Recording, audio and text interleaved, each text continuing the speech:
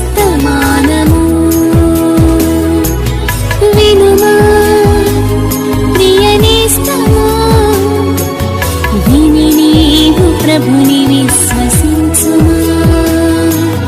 వినుమా ప్రియ నేస్తమా, విని నీవు ప్రభుని విశ్వసించుమా. Praise the lord. దేవునికి స్తోత్రం. అనుదిన మన్నా అనే ఈ ఆధ్యాత్మిక కార్యక్రమాన్ని వీక్షిస్తున్న ప్రియ సోదరి సోదరులారా, మన ప్రభువును రక్షకుడునైన యేసు క్రీస్తు అతి శ్రేష్టమైన నామములో మీ అందరికీ శుభాలు వందనాలు తెలియచేయుచున్నాను. ఈ శ్రేష్టమైన సమయంలో దేవుని పరిశుద్ధ గ్రంథంలో నుండి లూకా సువార్త 1వ అధ్యాయము 14వ వచనం. అతడు ప్రభువు దృష్టికి గొప్పవాడై. ప్రభునందు ప్రియ దేవుని యొక్క బిడలారా, యూదయా దేశపు రాజైన హేరోదు దినములలో అబీయ తరగతిలోనున్న జకర్యా అను ఒక యాజకుడు ఉన్నాడు. అతని భార్య అహరోను కుమార్తెలలో ఒకతే. ఆమె పేరు ఎలిజబెత్. వీరిద్దరూ ప్రభు యొక్క సకలమైన ఆజ్ఞల చొప్పునను న్యాయ విధుల చొప్పునను నిరపరాధులుగా నడుచుకొనుచు దేవుని దృష్టికి నీతిమంతులై ఉన్నారు.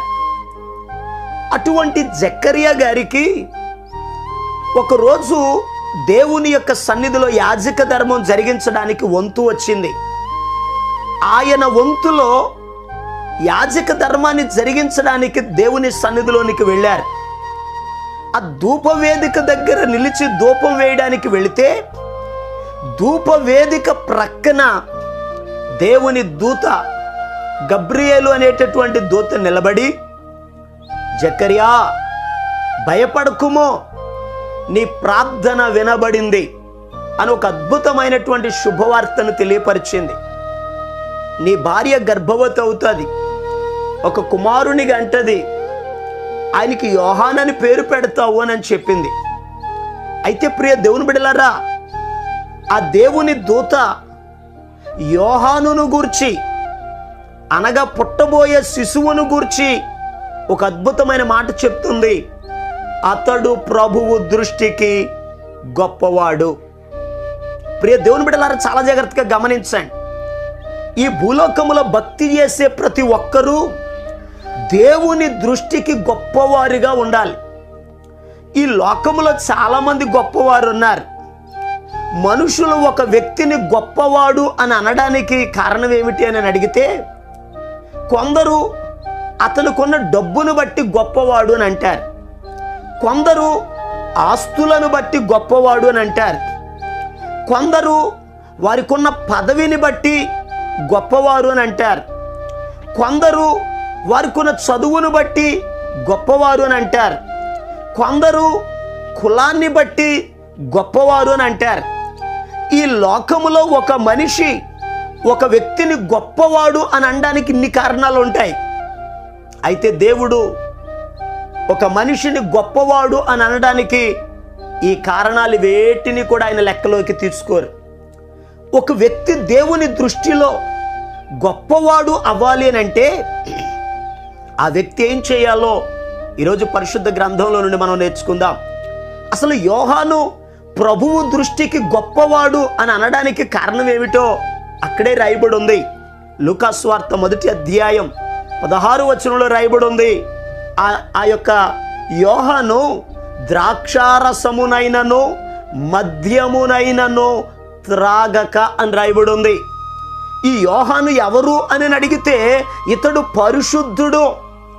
ఒక వ్యక్తి దేవుని దృష్టికి గొప్పవాడు అవ్వాలి అని అడిగితే అతడు పరిశుద్ధుడుగా ఉండాలి, పరిశుద్ధ జీవితాన్ని జీవించాలి. ఎందుకనగా మనం ఆరాధన చేసే దేవుడు పరిశుద్ధుడు. ప్రభు చెప్పారు, నేను పరిశుద్ధుడను గనుక మీరును పరిశుద్ధులై ఉండండి. మన దేవుడు పరిశుద్ధుడు. అందుకే అపోస్తులైన పౌలు గారు హెబ్రీయులకు రాసిన పత్రిక 7వ అధ్యాయంలో రాయబడి ఉంటది, పవిత్రుడును పరిశుద్ధుడును నిర్దోషియు నిష్కల్మషుడును పాపులలో చెరక ప్రత్యేకముగా ఉన్నవాడు. మనం ఆరాధన చేసే దేవుడు పవిత్రుడు పరిశుద్ధుడైన దేవుడు. ఆయన జన్మలో పాపము లేదు, ఆయన మాటలలో పాపము లేదు, ఆయన నడవడికలో పాపము లేదు, ఆయన బోధలో పాపము లేదు. పవిత్రుడుగా ఈ భూలోకములో జీవించారు. అందుకే ప్రభు అన్నారు, నాలో పాపమున్నదని మీలో ఎవరైనా స్థాపించగలరా? ప్రియ దేవుని బిడ్డలారా, మన దేవుడు పరిశుద్ధుడు గనుక ఆయన్ని నమ్మిన మనము, ఆరాధించే మనము, ప్రార్థించే మనము, సాక్ష్యమిచ్చే మనము కూడా పరిశుద్ధులుగా జీవించాలి. ఎప్పుడు మనము పరిశుద్ధులుగా బ్రతుకుతామో అప్పుడు దేవుని దృష్టిలో గొప్పవారిమవుతాం. ఈ యోహాను దేవుని దృష్టిలో గొప్పవాడు అవడానికి కారణం ఏమిటి అని అడిగితే, నెంబర్ 1 అతడు పరిశుద్ధుడు. రెండవ మాట, అతడు 16వ వచనంలోనే రాయబడి ఉంది, లూకా సువార్త 1వ అధ్యాయం 16వ వచనంలో, తన తల్లి గర్భమున పుట్టినది మొదలుకొని అతడు పరిశుద్ధాత్మ చేత నింపబడినవాడు. ఈరోజు ఈ మాటలు వింటున్న ప్రియ దేవుని బిడ్డలారా, ప్రతి ఒక్కరూ ఆత్మ చేత నింపబడాలి. యేసయ్య పరలోకానికి ఆరోహణమై వెళ్ళేటప్పుడు శిష్యులతో చెప్పారు, శిష్యులారా, తండ్రి వాగ్దానం చేసినటువంటి ఆ ఆదరణకర్త మీ మధ్యలోనికి రాబోతున్నాడు, మీరంతా ఆత్మచేత నింపబడినట్లు కనిపెట్టండి అని ప్రభు చెప్పారు. ఎందుకు ఆదరణకర్త కొరకు మనం కనిపెట్టాలి? అపోస్తుల కార్యముల గ్రంథం 1వ అధ్యాయం 8వ వచనంలో రాయబడి ఉంటుంది, అయినను పరిశుద్ధాత్మ మీ మీదికి వచ్చినప్పుడు మీరు శక్తి నొందెదరని వాక్యం చెప్తుంది. పరిశుద్ధాత్ముడు మనకు శక్తిని కలుగజేస్తాడు.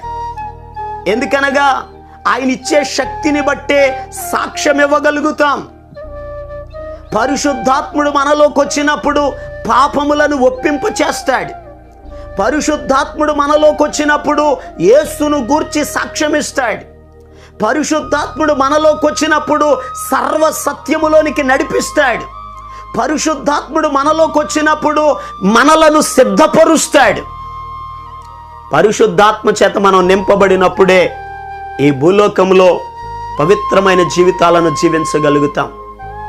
అయితే ప్రియ దేవుని బిడ్డలారా, దేవుని ఆత్మ చేత మనం నింపబడాలి అని అడిగితే వాక్యంలో రాయబడి ఉంది, యేసు ప్రభు చెప్పారు, తన్ను అడుగు వారికి తండ్రి పరిశుద్ధాత్మను ఎంతో నిశ్చయముగా అనుగ్రహించునని వాక్యంలో రాయబడి ఉంది. యోహాను ఎందుకు గొప్పవాడయ్యాడు అని అడిగితే ఆత్మ చేత నింపబడినవాడు. మరి ఇంకొక విషయాన్ని జాగ్రత్తగా ధ్యానం చేద్దాం. లూకా సువార్త 1వ అధ్యాయము 16వ వచనంలో రాయబడి ఉంది, ఇశ్రాయేలీయులలో అనేకులను ప్రభువైన వారి దేవుని వైపునకు త్రిప్పెను. చాలా జాగ్రత్తగా గమనించండి. యోహాను గారు సువార్తను ప్రకటించారు, మారు మనసును గురించి బోధించారు, అనేక మందికి బాప్తిసాలు ఇచ్చారు. అవిధేయులైన ప్రజలను దేవుని తట్టు తిరిగేటట్లుగా సువార్తను ప్రకటించి అనేకులను దేవుని వైపునకు త్రిప్పారు. ఈరోజు మన బాధ్యత కూడా అదే. ఎందుకనగా నశించిపోతున్న ప్రజలను దేవుని వైపునకు తిరుగునట్లు సువార్తను ప్రకటించాలి. మన వైపు కాదు వారు తిరగాల్సింది, దేవుని వైపునకు తిరగాలి, మార్పు చెందాలి, మారు మనసు పొందాలి, వారు రక్షించబడాలి. ఎందరూ అనేకులను త్రిప్పుతారో వారు నక్షత్రముల వలె ప్రకాశించెదరని దానియేలు గ్రంథం 12వ అధ్యాయం 3వ వచనంలో రాయబడి ఉంది. ఈరోజు ఈ మాటలు వింటున్న ప్రియ దేవుని బిడ్డలారా, అనేకులు దేవుని వైపు తిరుగునట్లు స్వార్థ ప్రకటించాలి, సాక్ష్యం ఇవ్వాలి. ఎందుకనగా ఈ దినాలు సాక్ష్యం ఇచ్చే దినాలు. యేసయ్య ఒక రోజు నాడు సమరయ పట్టణం గుండా వెళ్ళవలసి వచ్చింది. ఒక బావి దగ్గర కూర్చున్నారు. ఆ బావి దగ్గరకు ఒక స్త్రీ వచ్చింది. యేసు ప్రభు ఆమెతో మాట్లాడి ఆమె పాపములన్నీ బయట పెట్టారు. ఆమె పాపములను ఒప్పుకుంది. ఆ మాట్లాడుతున్న ఆయన మెస్సయ్యని గ్రహించింది. ఆ కుండను అక్కడ విడిచిపెట్టి గ్రామంలోకి వెళ్ళి సాక్ష్యం చెప్పింది, అయ్యలారా, నేను చేసినవన్నీ నాతో చెప్పిన ఆయన మెస్సయ్య కాడా, రండి చూద్దురుగానే అని చెప్తే గ్రామమంతా ఆ బావి దగ్గరకు వచ్చారు. ఈయన మెస్సయ్యనా అని వారు చూస్తున్నారు.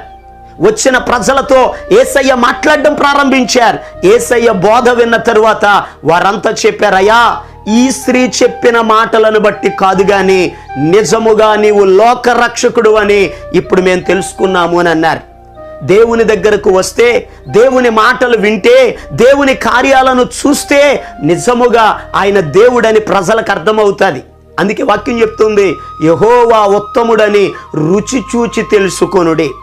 మన మాటలు బట్టి ఎవరు మారరో వారు దేవుని దగ్గరకు వస్తే, దేవుని మాటలు వింటే, దేవుని సన్నిధిలో ఉంటే ఆ రుచి వారికి తెలుస్తుంది, సత్యాన్ని గ్రహించగలుగుతారు. అలా గ్రహించాలి అని అంటే యేసయ్యను గురించి మనం సాక్ష్యం ఇవ్వాలి. ఎవరు అలా సాక్ష్యం ఇస్తారో వారే ప్రభు దృష్టికి గొప్పవారు. ఈరోజు ఈ మాటలు వింటున్నప్పుడే దేవుని బిడ్డలారా, మన జీవితంలో కూడా దేవుని దృష్టికి మనం గొప్పవారం అవ్వాలి అని అడిగితే పరిశుద్ధులుగా మనం జీవించాలి. దేవుని దృష్టికి మనం గొప్పవారం అవ్వాలి అని అడిగితే ఆత్మచేత నడిపించబడాలి. దేవుని దృష్టికి గొప్పవారం అవ్వాలి అని అంటే సువార్తను ప్రకటించాలి. యోహాను అలా మండుచు ప్రకాశించాడు. అనేక మంది ఆయన వెలుగులో నడిచారు, ప్రభు దగ్గరకు వచ్చారు. మనం కూడా అనేకులను ప్రభు వైపుకు తిప్పి ప్రభు ఇచ్చే ఆశీర్వాదాలు పొందుకుందాం. దేవుడి మాటలను దీవించును గాక. మీరు కూడా ప్రభు దృష్టికి గొప్పవారగునట్లుగా మీ కొరకు నేను ప్రార్థన చేస్తాను. తల వంచండి, కళ్ళు మూసుకునండి, ప్రార్థనలు ఏకీభవించండి. మహాపరిశుద్ధుడును అత్యంత కృపా కనికరాలు కలిగిన మా యేసయ్యా, నీకు వందనాలు చెల్లిస్తున్నాను. ఈ శ్రేష్టమైన సమయంలో అయ్యా నీ బిడ్డలను మీరు దీవించండి, ఆశీర్వదించండి, ఆరోగ్యవంతులుగా తీర్చిదిద్దండి. ప్రతి వ్యక్తి కూడా అయ్యా నీ దృష్టికి గొప్పవారు అవ్వాలంటే వారి ఆత్మీయ జీవితాలు కట్టుకోవాలి, పరిశుద్ధత కలిగి ఉండాలి, ఆత్మచేత నింపబడాలి, అనేకులను నీ వైపుకు త్రిప్పాలి. ఈ అనుభవాలు కలిగి వారు జీవించడానికి నీ సహాయమును మీరు దయచేయండి. నీ బిడ్డలందరినీ దీవించండి, కృపాక్షేమాలు అనుగ్రహించండి. అయ్యా గొప్ప కార్యాలు చేయగలిగిన మా తండ్రి, నీ కార్యములను మీరు జరిగించండి. సమస్త మహిమ ఘనత ప్రభావాలు మీరే పొందుకొనమని నీ బిడ్డలందరినీ దీవించండి. ఈ దినమంతయు నీ బిడ్డలకు మీరు తోడై ఉండండి, క్షేమాభివృద్ధిని దయచేయండి. చంటి బిడ్డలను, యవనస్తులను, వృద్ధులను అందరినీ దీవించి వారి వారి పనులలో అయ్యా మీరే తోడై ఉండమని యేసు క్రీస్తు అతి పరిశుద్ధమైన నామం పేరట ప్రార్థన చేసి అడిగి పొందుకొని ఉన్నాము తండ్రి, ఆమేన్. మన ప్రభు అయిన యేసు క్రీస్తు కృప మీకు తోడుగా ఉండి నడిపించును గాక, ఆమేన్.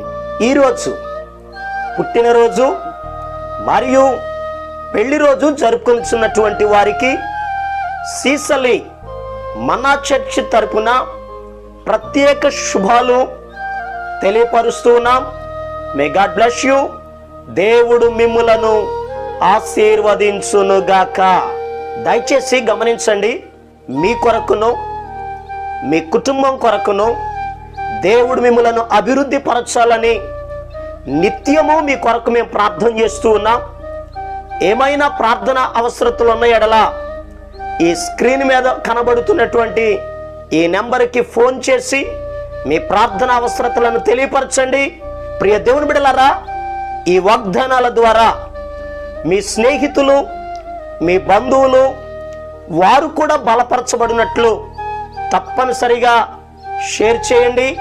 యేసుదాస్ మన్నా సీసలి అనే ఈ యూట్యూబ్ ఛానల్ని తప్పనిసరిగా సబ్స్క్రైబ్ చేయండి. అందరికీ వందనాలు. నీ సన్నిధానములో సంపూర్ణ సంతోషం, ఆరాధించుకొనే విలువైన అవకాశం. నీ సన్నిధానములో సంపూర్ణ సంతోషం, ఆరాధించుకొనే విలువైన అవకాశం. కోల్పోయినవన్నీ నాకు ఇచ్చుటకును, బాధల నుండి బ్రతికించుటకును. కోల్పోయినవన్నీ నాకు ఇచ్చుటకును, బాధల నుండి బ్రతికించుటకును. నీవే రాకపోతే నేనేమైపోదును.